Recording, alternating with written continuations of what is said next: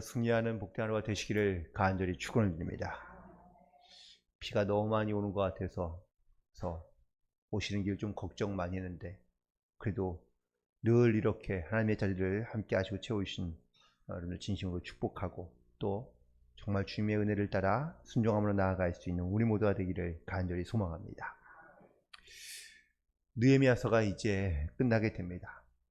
느헤미야가 했던 많은 일들이 있는데, 그 중에 가장 느헤미야가 했던 가장 중요한 일, 또한 그가 가장 중심을 두고 행했던 일은 과연 무엇일까?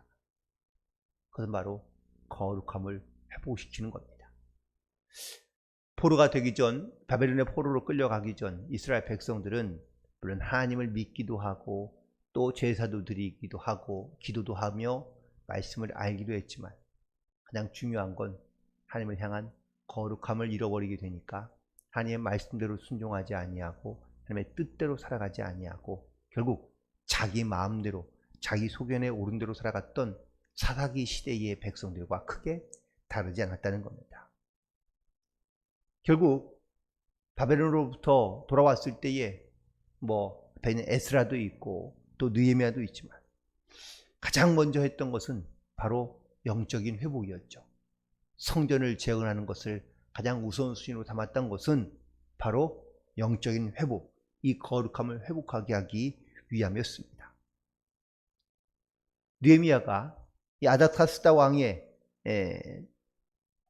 신하로 있다가 예루살렘으로 와서 그가 총 12년을 총독으로 재직하게 됩니다. 그런데 그가 이 성전을 재건하려 할 때마다 주변에서 얼마나 많은 사람들이 방해를 했습니까? 산발랏, 그리고 도비야, 이런 사람들과 계속해서 듣는 그런 대적들인데, 그들만 있는 것이 아니라 그 유대인들 안에도 특별히 또 제사장들이라든지 아니면 민장들 혹은 여기 보면은 지도자들이 다 이렇게 이 느헤미야의 일들에 대하여 방해하는 일들이 무척이나 많이 일어납니다. 하지만 이 느헤미야는 이 거룩함을 회복하기 위한 일에 대하여 끊임없이 앞으로 달려가게 됩니다. 여호수아 이후로 1000년 동안 제대로 지키지 못했던 초막절이 지켜지게 되고, 또 솔로몬에 드렸던 그 제사보다 훨씬 더 많은 양으로 하나님께 예배 올려드립니다. 그런데 이랬던 느헤미야가 잠깐 동안 이 예루살렘을 떠나게 됩니다. 이유는 왕이 다시 불렀기 때문이죠.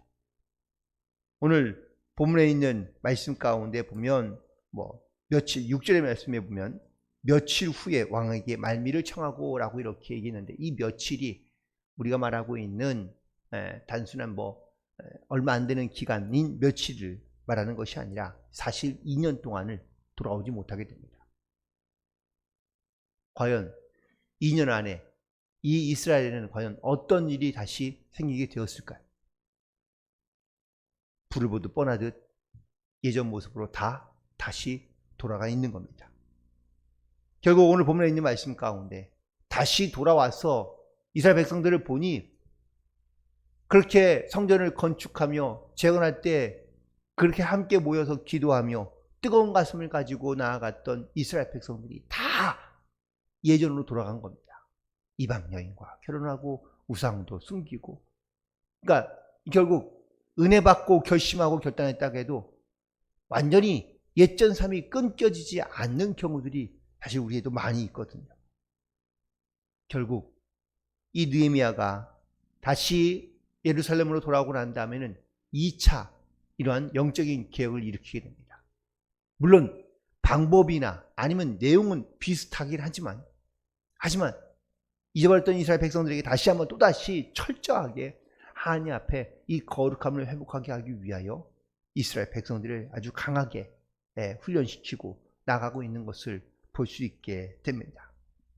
먼저 이들에게 이 모세의 말씀을 듣게 하고 선포하게 하면서 하나님께서 그에게 주신 말씀 가운데 깨닫게 하시는 말씀을 주면서 이스라엘 백성들은 구별된 삶이 무엇인지를 그들이 스스로 결단하게 됩니다. 그 첫 번째가 바로 이방인들과 자신들을 분리시키는 작업입니다. 자기 주변에 하나님을 향한 열심이 없으며 하나님을 향한 마음과 뜻을 채우지 않는 사람들은 분리해내는 겁니다. 대부분 다 이방인들이죠. 그래서 이방인을 떠나보내고 자기로부터 분리시키고, 그리고 그들은 하나님을 향한 온전한 예배자로, 또한 하나님의 말씀 가운데 순종하는 사람들로서 그는 다시 회복시키게 되는 것을 보게 됩니다. 이방인들을 분리시키면서 그 했던 일은 바로 첫 번째는 성전의 기능을 강화시키는 것입니다. 느헤미야가 총독으로 있을 때에는 제적들이 아무리 방해하더라도 사실 그 성전을 잘 지켜냈습니다. 그런데 느헤미야가 다시 돌아갔을 때에 이 늘 느헤미야를 대적했던 산발락과 도비아라는 인물이 있는데, 특별히 그 도비아가 예루살렘 성전에다가 자기의 방을 하나 마련하게 됩니다. 그런데 그는 이방인이거든요. 이방인은 원래 성전 안에 들어올 수 없다는 하나님의 명령과 말씀이 있습니다. 그런데 당시 대제장이었던 엘리야십이 이 도비아로부터 많은 뇌물을 받고 또 대접을 받고, 그래서 그 도비아에게 이 성전 안에다가 큰 방을 하나 만들어줍니다. 즉 성전 안에 쓰이는 제물이라든지 어떤 성전 봉사자들을 위해 모아뒀던 양식을 모아둔 그 방을 다 꺼내요. 이 도비아라는 나쁜 사람에게, 이방인에게 그 방을 내어줍니다.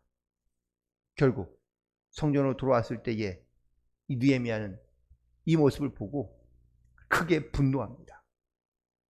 그리고 성전이 왜 중요한지, 성전 중심으로 살아가는 것이 무엇인지, 하나님께서는 이스라엘 백성들에게 무엇을 말씀하시고 계시는지, 이 성전 안을 거룩하게 하며 이 성전을 먼저 온전하게 제거하는 일에 힘을 쓰게 되는 것을 볼 수 있습니다. 또한 두 번째는 안식일의 전통을 회복시킨다는 겁니다. 느헤미야가 이 안식일 준수에 대한 개혁을 다시 실시하게 됩니다. 그런데 이 안식일에 대한 문제는 이스라엘 백성들에게 어제 오늘 일이 아니죠. 예레미야도 이스라엘 백성들이 이 안식일을 거룩하게 지키지 않는 것에 대해서 경고하고 있습니다. 처음에 포로에서 돌아왔을 때에 처음에 이스라엘 백성들은요, 철저하게 안식일을 지키기로 약속하고 결단합니다. 그런데 느헤미야가 다시 바벨론으로 돌아가서 거기에서 2년이 있다가 오는 동안에, 그 2년이라는 짧은 기간 동안 이스라엘 백성들은 더 이상 안식일을 잘 지키지 않는 그런 모습으로 살아갑니다. 안식일에 술틀을 밟고, 안식일에 곡식단을 실어 운반하고, 안식일에 포도주와 무화과와 여러 가지 짐을 지고 예루살렘에 올라와서 음식을 파는 일들이 비일비재합니다. 그들만 그런 것이 아니라 이방 사람들도 역시 똑같이 이방 사람들의 음식을 가지고 예루살렘에 올라와서 안식일에 판매합니다. 느헤미야는 이 모습을 보고 이스라엘 지도자들 다 불러 그들에게 꾸짖습니다. 안식일을 지키지 않는 것이 얼마나 큰 죄악인지를 다시 한번 일깨우고, 그리고 느헤미야는 그 다음부터 성전의 문을 걸어 잠굽니다. 안식일이 시작하는 날 저녁부터 문을 잠가서 끝나는 날까지 문을 열어주지 않고요. 그러니까 장사하는 사람들이 잘 들어오지 못합니다. 또 깨끗하고 정결하게 하여, 그리고 이 성문에 제사를 드리는 데 힘을 쓰고 안식일을 거룩하게 지키도록 이 성문을 통제함으로 말미암아 이스라엘 백성들 가운데 영적인 회복이 다시 일어나기 시작하는 것이죠. 그리고 마지막으로 민족의 정체성을 회복시키는 일을 하게 됩니다. 오랜 포로기, 아니면 또 하나님 앞에 온전한 그러한 선택받은 백성으로 살아가지 못했던 이유 중에 하나, 또한 이스라엘이 멸망했던 이유 중에 하나가 바로 이방인들과의 결혼 문제, 즉 정체성에 대한 그런 혼란의 문제 때문입니다. 1차 귀국 당시 이 하나님의 명령과 말씀을 들었던 이스라엘 백성들이 다 이방인의 아내들을 그들이 다 내어 줬습니다. 그리고 다시는 그들과 결혼하지 않겠다고 약속합니다. 그런데 2년 동안 나가 있던 느헤미야가 없던 그 시절에 이스라엘 백성들은 또다시 이방인들과 결혼하기 시작했다는 겁니다. 근데 더 충격적인 것은 그들과 결혼하는 것이 문제가 아니라 그들과 결혼해서 태어난 자녀들이 이 유다의 방언, 즉 하나님의 말씀과 율법을 전혀 알지 못하고 있더라라는 겁니다. 집안에서 혹은 부모가 가르치지 않았다라는 것이죠. 영적인 것, 하나님의 말씀을 읽거나 듣는 일이 사라지고만 이스라엘 백성들에게 영적인 회복은 결코 일어날 수가 없던 것입니다. 그래서 이방인을 멀리하고 또한 하나님의 택하신 백성이라는 것을 깨닫고 그 말씀을 항상 묵상하며 지키며 행하며 나아가고자 하는 이 민족의 정체성을 회복시키는 일에 느헤미야는 최선을 다하고 있는 것을 보게 됩니다. 결국 느헤미야가 이렇게 개혁을 외치며 또한 거룩한 개혁을 했던 두 가지의 방법은 첫 번째는 바로 말씀에 기초하여 바로 살아갔다라는 사실입니다. 느헤미야의 개혁은 다 하나님의 말씀을 모세에게 주셨던 하나님의 명령을 다시 읽기 시작하면서 시작된 것을 알 수 있습니다. 안식일을 지키는 것이 왜 중요한지, 그리고 그 안식일의 성전에서 이스라엘 백성들이 어떻게 하나님 앞에 예배해야 하는지, 안식일을 지키지 못함으로 말미암아 이스라엘 백성들이 어떻게 패망했는지, 이것을 다시 상기시키고 깨닫게 하며, 그리고 이 하나님의 말씀을 지키지 않는다면 그들에게 어떻게 하나님께서 역사하실지, 진노하시는지 지금까지 있는 모든 일들을 바로 나타내며 또한 그것을 증거하고 깨닫게 함으로 말미암아 이스라엘 백성들이 하나님의 말씀에 붙들려 살아가야 한다는 이 분명하고 명확한 사실을 깨닫게 되었다는 사실입니다. 특별히 이 느헤미야가 솔로몬의 이야기를 예로 들면서 말합니다. 솔로몬이 하나님의 큰 사랑을 받은 인물인 건 사실이었지만 그가 이방 여인과 결혼하면서 하나님을 가까이 하지 않은 삶을 살게 되자 결국 이스라엘이 둘로 나눠지게 되었고, 그리고 종국에는 여기까지 이르게 되었다라는 것이 바로 느헤미야가 이스라엘 백성들에게 선포하고 있는 말씀입니다. 오늘 우리는 우리의 거룩함을 우리는 반드시 지키기 위한, 무엇보다 하나님 말씀에 기초를 두고 또한 그 말씀을 의지하며 그 말씀을 따라 살아갈 수 있는 그런 저와 여러분이 되기를 간절히 축원을 드립니다. 두 번째는 바로 기도로 모든 것을 함께 했다라는 사실입니다. 느헤미야는 예루살렘이 황폐하게 되었다는 소식을 듣고 그는 자기가 있던 자리에서 통곡하며 또한 하나님께 기도합니다. 그리고 그가 다시 이스라엘 백성을 이끌고 포로로 귀환해서 왔을 때에 느헤미야는 역시 이스라엘 백성들과 함께 통곡하며 기도함으로 시작하게 됩니다. 또한 13장에 있는 개혁을 하나하나 할 때마다 그는 늘 항상 기도하는 말로 마치고 있는 것을 볼 수 있습니다. 이처럼 나의 힘으로, 나의 능력으로 우리가 일을 하거나 아니면 살아가는 것이 아니라 오직 하나님께 은혜를 구하고 그 하나님의 말씀과 명령 가운데 순종하며 나아가는 것은 바로 기도로 가능한 일인 줄로 믿습니다. 현실을 헤쳐나기 어렵거나 힘든 상황이 있을 때 우리가 가장 할 수 있는 일, 해야만 하는 일은 바로 하나님께 기도하는 일인 줄로 믿습니다.